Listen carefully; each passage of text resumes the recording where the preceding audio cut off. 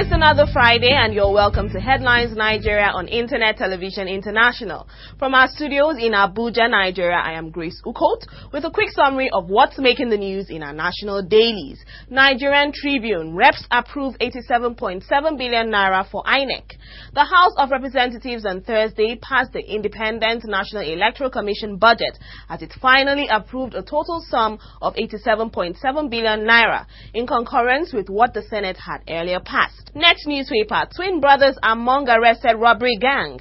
Identical twins were among robbery suspects arrested by the police in Ibadan, Oyo State on Wednesday. While parading the suspects, the State's Commissioner of Police, Baba Adisa Bolanta, said the gang had confessed to being responsible for most of the robbery incidents in Ideosun, Mofala. Judges Vacation Stalls Akimbola's arraignment. The arraignment of the former managing director of Intercontinental Bank PLC, Erastus Akingbola, by the Economic and Financial Crimes Commission over allegations of fraud and financial impropriety met a brick wall yesterday as the judge attached to the case did not show up. This day newspaper, FCT to revoke undeveloped plots. Minister of the Federal Capital Territory, Abuja, Senator Bala Mohammed, has said all undeveloped mass housing plots of land in the territory will be revoked. Nigerian Compass, court restrains EFCC police from arresting Ndidi Okerekeonyike. A temporary reprieve was yesterday given to the former Director General of the Nigerian Stock Exchange, Professor Ndi Okerekeonyike, as Justice Morenike Obadino of a Lagos High Court restrained the Economic and Financial Crimes Commission, the Inspector General of Police, Mr. Ogbonna Onovo, and the Lagos State Commissioner of Police, Mr. Marvel Akpowibu, from arresting her following her removal from office. Other news headlines include Punch newspaper, Nigeria marks OPEC's 50th anniversary. Nigerian Compass, Otter Bridge, reps divided over minister's invitation. And in this day newspaper, Niger Delta, federal government signs JV agreement to clean up oil waste. And in politics, Punch newspaper, zoning won't kill PDP. Jonathan. President Goodluck Jonathan on Thursday said that the controversy trailing the zoning of political offices by the People's Democratic Party would not lead to the party's disintegration. Jonathan, at the National Executive Committee meeting of the PDP in Abuja, said it was amazing that people in opposition parties were spearheading the debate on zoning. Vanguard newspaper, Jonathan will contest PDP. The National Executive Committee, NEC, of the People's Democratic Party yesterday ratified the decision of the Board of Trustees and its extended caucus to sustain the zoning and rotation agreement of the party, just as it said that President Goodluck Jonathan should contest for the 2011 presidential election. Nigerian Compass, government picks Adesida as Deji. Ondo State government yesterday announced and presented Prince Adeboye Adesida with a letter of appointment as a new Deji of Akure to replace the deposed occupier of the throne, Prince Oluwadare Adepoju Adesida. Other political headlines are Nigerian Compass urges Day of Honor in Lagos. And in Nigerian Tribune, we see 2011 Northern Senators reject IBB Atiku.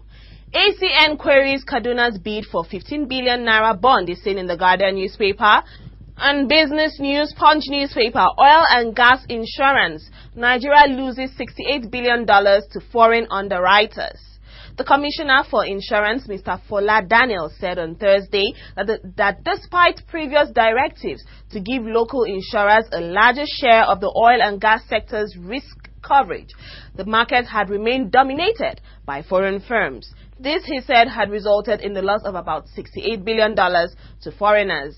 Deadline to telecoms operators stands. NESREA. The deadline given to telecommunications operators to submit their audited environmental impact assessment reports by National Environmental Standards Regulation and Enforcement Agency still stands, says an official. The Director General of the agency, Dr. Ngeri Benebo, said there is no going back to the August 23 deadline given to the telecommunications industries to submit their audited reports of environmental impact assessment to the agency. Next newspaper, investors record more losses.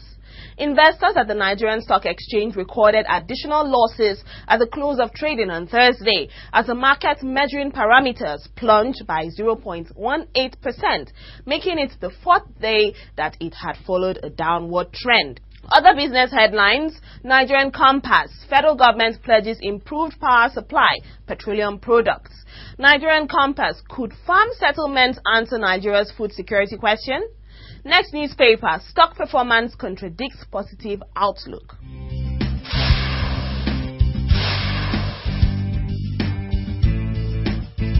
Sports news now. Next newspaper, Odegbami Okocha cleared for NFF elections. Former Super Eagles captain Odegbami and Okocha were among the 44 candidates cleared yesterday by the Electoral Committee ahead of the Nigeria Football Federation election scheduled for August 21 in Abuja. Punch newspaper, NFF closes in on Siasia. Officials have disclosed that Samson Siasia is very close to being named as new Nigeria coach after he opened formal talks for the country's top coaching post. Delhi 2010, AFN invites Okabare, 30 others to camp. The Athletic Federation of Nigeria has invited 31 athletes to camp to begin preparations for the Commonwealth Games holding later in the year in Delhi, India. The camp will open on August 18 in Ohara, Delta State. And with all these stories, we conclude this edition of the program. Do have a wonderful weekend. Thanks for logging on.